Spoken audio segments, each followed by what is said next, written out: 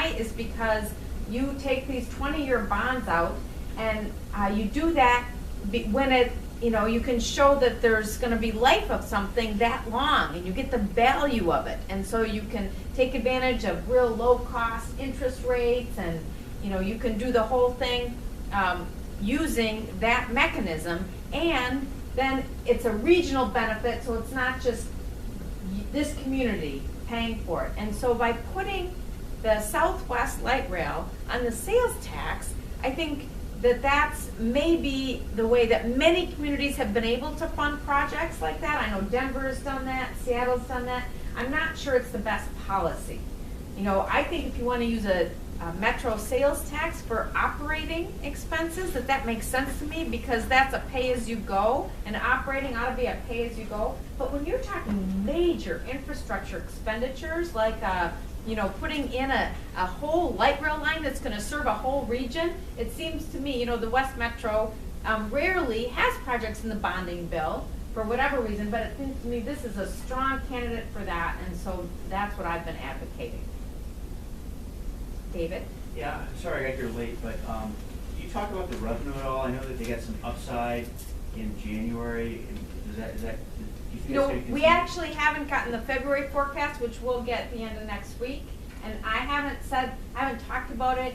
I believe we're going to have another small bump, and that'll immediately go towards paying off the shift. Yeah. I have a question. Yes. Are we getting all the money that's being collected from sales tax? It's like I think it was like a year ago, Star Tribune had this article that said we had businesses that were collecting tax money, but it wasn't being funneled back to the state. I don't know that answer. That's a good question, Sean. Can we check on that? No, I'm not asking. Yeah, I was Can like, we I'm not follow the up expert on that, but yeah, we can check on it. I don't know. What was the question? Are we getting all tax revenues that are collected? He identified a problem with regard to tax collection. I know that we have done some strong legislation with regard to that, but I don't know if, I haven't followed up to see the outcome of that. How is it released? Is it the honor system? Oh, no, we have, yeah, we have auditors. Right, but I mean, too thin that they can't I don't know. cover. I mean, we actually did put some teeth into that, but I haven't followed up to see what the outcomes were. That whole area of tax evasion and or loopholes, you can go to any number of the categories, all in that category of getting what our fair share is. And Yep. that's not only true of the sales tax, but I think I've asked this question before, there is no answer. What do you think the cumulative accounts receivable is as far as taxes are concerned for the state of Minnesota?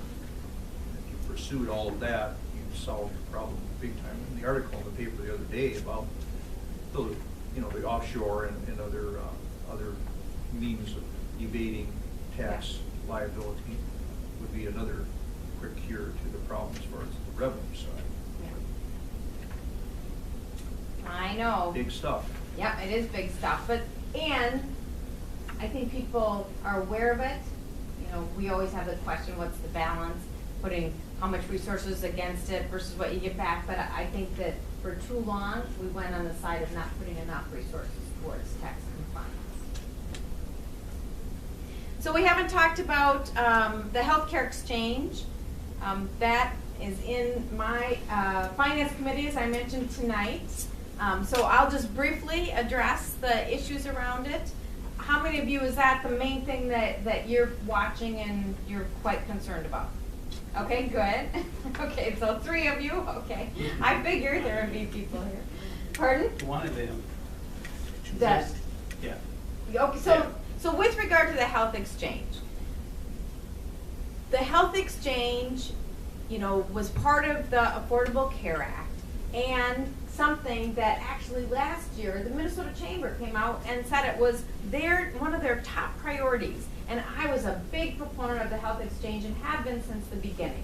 And the reason why is because it gives us an occasion to provide joint purchasing opportunities for categories of people that haven't had access to that. That's one of the things that I'm most interested in. So that would be, if you're a freelancer or you're staying in a business just for the benefit, but you really like to be able to change jobs. So it really makes insurance portable because you can buy at the same price, the same kind of products in this marketplace. And so I have always been for that. And then in addition, now it's come forward that we could use the same mechanism to service our entire Medicaid population in a much more accessible way, whereby all online, eligibility requirements, you wouldn't have these, reams and reams of papers and duplicative processes. I mean, so much of our cost is in the implementation of some of these programs. And so for all those reasons, I have been a supporter of it. But of course, it's always about how you execute. And so the health exchange bill is going through the process, and I remain in concept a supporter of it, but I am concerned about a few of the aspects in the current bill. And so I wrote about that in my last update, and I know some people got upset about that because they felt as though I was backing off my support. But I will tell you that as a legislator, I think it's really important that, we don't all agree. It's okay. We each have to just do our very best to bring what we see as challenges and work on them. And so it's okay with me that not everybody sees it the same way, and I don't always, vote with my party and this or that. But so in particular, and I understand, Ben, you're part of a small business association, right? Yes. Yeah, and so one of the concerns that I have with the current design is based on, number one, that I believe something that's so important for the state of Minnesota is that we're a not-for-profit healthcare system. We're one of the, you count them on, I think that there may be 2 states in the country that are not-for-profit. And so we have a very different structure in terms of our relationship with our insurance carriers.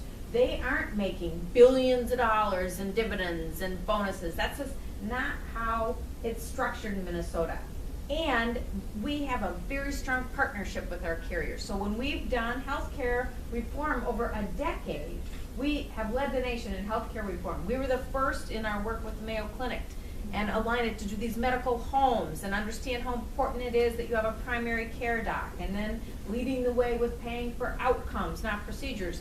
And each of these things we've been able to do by having everybody at the table, the docs, the hospitals, the providers, lay people, and have, even when Governor Pawlenty was the governor, Democratic House and Senate, we did it together, and it's really been outstanding.